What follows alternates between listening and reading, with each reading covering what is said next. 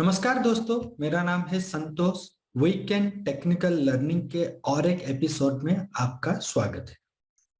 आज का टॉपिक है support and resistance. Support and resistance ये होता क्या है? मैं एक छोटा सा एग्जांपल आपको दूंगा। आप अगर एक पिंग पोंग बॉल को नीचे स्पर्श से जोर से फेंकोगे तो वो क्या करेगा? स्पर्श से टकरा के फिर ऊपर जाके छत पे टकराएगा, अगेन नीचे आके स्पर्श पे टकराएगा एंड अगेन ऊपर जाके छत पे टकराएगा। तो यहाँ पे क्या होता है, जो नीचे का फ्लोर होता है वो सपोर्ट की तरह काम करता है और ऊपर का जो छत होता है वो रेजिस्टेंस की तरह काम करता है। तो ये जो सपोर्ट एंड रेजिस्टेंस है स्टॉक मार्केट में कैसे काम करता है, चलिए देखते हैं। अभी देखिए, जो स्टॉक मार्केट का जो भाव या प्राइस होता है वो हमेशा ऊपर नीचे होता है।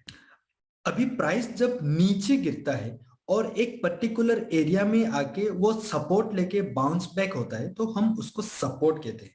अभी आप यहाँ पे देख सकते हैं, मैंने एक लाइन ड्रॉ किया है। बार बार इस एरिया में आके ये जो लाइन है ना, ऊपर जा रहे, ऊपर नीचे आके अगेन इस एरिया में आके ऊपर जा रहे, तो ये नीचे आके ऊपर जा रहे हैं।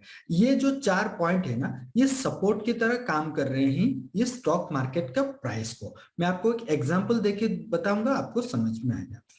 आप यहाँ पे देखिए, जैसे ही ये निफ्टी का डेली चार्ट है, प्राइस जैसे भी इस एरिया में आ रहा है तो कंटिन्यूअसली इस एरिया को सपोर्ट लेके ऊपर जा रहा है। तो आप इस सपोर्ट में कैसे ट्रेड कर सकते हैं? जैसे ही प्राइस एक पर्टिकुलर एरिया में आके सपोर्ट लेके वहां पे एक बुलिश कैंडल बना के ऊपर जा रहे हैं तो आप वहां पे क्या कर सकते हैं, एक लॉन्ग पोजीशन बना सकते हैं और सपोर्ट के थोड़ा नीचे आप अपना स्टॉप लॉस लगा सकते हैं। इसका मतलब क्या है, ये जो ट्रेड है आपका छोटा सा लॉस के साथ ट्रेड होगा, स्टॉप लॉस के साथ। अगर लॉस होगा तो आपका लॉस छोटा रहेगा, रिस्क छोटा रहेगा और उसके अगेंस्ट में आपको बड़ा रिवॉर्ड मिलेगा।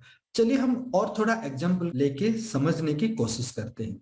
ये देखिए रिलायंस का डेली चार्ट, आप यहाँ पे देख सकते हैं इस एरिया में पर्टिकुलर ये बार बार सपोर्ट लिया है। इसका मतलब क्या है, जब भी प्राइस उस एरिया में आता है तो अगेन बाउंस बैक होके ऊपर चला जाता है। तो आप यहाँ पे क्या कर सकते हैं, यहाँ पे जैसे ही एक बुलिश कैंडल बनाता है तो यहाँ पे आप ट्रेड लेके ये जो रिस्क है, मतलब ये जो एरिया है इसके नीचे सपोर्ट के थोड़ा सा नीचे स्टॉप लॉस लगाएंगे तो उसके अगेंस्ट में आपका अच्छा रिवार्ड मिलेगा। और यहाँ पे देखिए, ये जो एचडीएफसी का और एक चार्ट है, डेली चार्ट है, आप यहाँ पे देख सकते हैं इस एरिया में 4 बार सपोर्ट लेके प्राइस ऊपर गया है। और एक चार्ट है टीसीएस का, टीसीएस भी देख सकते हैं इस एरिया में 3 बार और इस एरिया में 2 बार सपोर्ट लेके ऊपर गया है।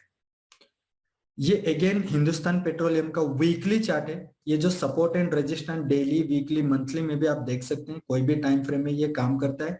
वीकली आप अगर लॉन्ग टर्म ट्रेडिंग करते हैं तो वीकली और मंथली चार्ट को देख के कर सकते हैं और डेली चार्ट में भी काम करेगा। और ये जो सपोर्ट है ना, 5 साल, 10 साल, 15 साल के बाद भी ये काम करता है। आप यहाँ पे देख सकते हैं 2016 में इस एरिया में सपोर्ट लिया था, अगेन 3 साल के बाद 2019 और 4 साल के बाद 2020 में भी ये सपोर्ट लेके ऊपर गया है। ये वीकली चार्ट है।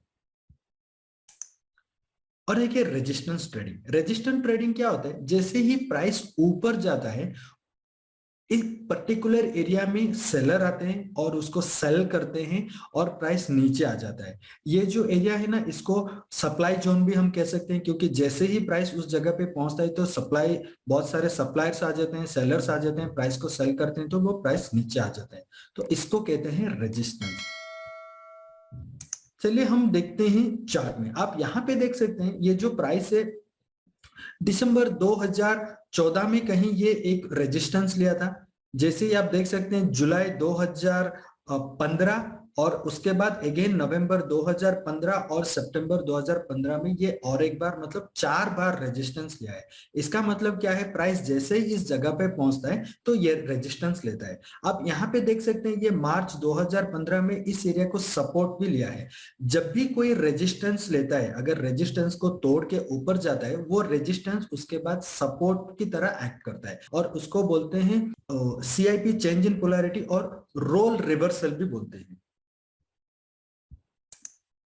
यहाँ पे देख सकते हैं ये अगेन ये एक्चुअली वोल्टास का चार्ट है, रिसेंट चार्ट है। यहाँ पे आप देख सकते हैं यहाँ पे रेजिस्टेंस लिया था और अगेन यहाँ पे रेजिस्टेंस लिया था, लेकिन प्राइस यहाँ पे ब्रेक करके ऊपर चला गया। जैसे ही ऊपर चला गया वो पर्टिकुलर एरिया यहाँ पे सपोर्ट की तरह काम किया।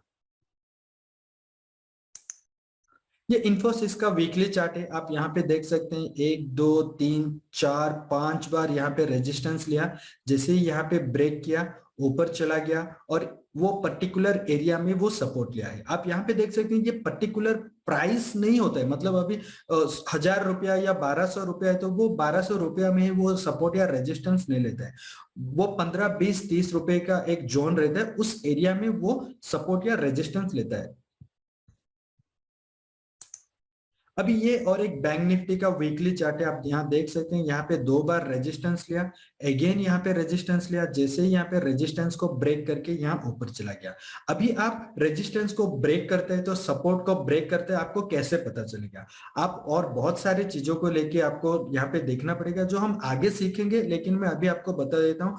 आपको वॉल्यूम देखना पड़ेगा, एक बड़ा ग्रीन कैंडल के साथ अगर ज्यादा वॉल्यूम रहेगा तो आप कहते हैं कि ये रेजिस्टेंस ब्रेक हो गया है और आप थोड़ा ऊपर भी बाय कर सकते हैं। मान के चलेंगे कि अगर 2000 रुपए का रेजिस्टेंस है तो आप 2005 या 2010 आपका ये रेजिस्टेंस ब्रेक नहीं होगा। आप हो सकता है 2020 या 2050 में भी खरीद सकते हैं। इसका मतलब क्या है, वो रेजिस्टेंस को ब्रेक कर दिया है।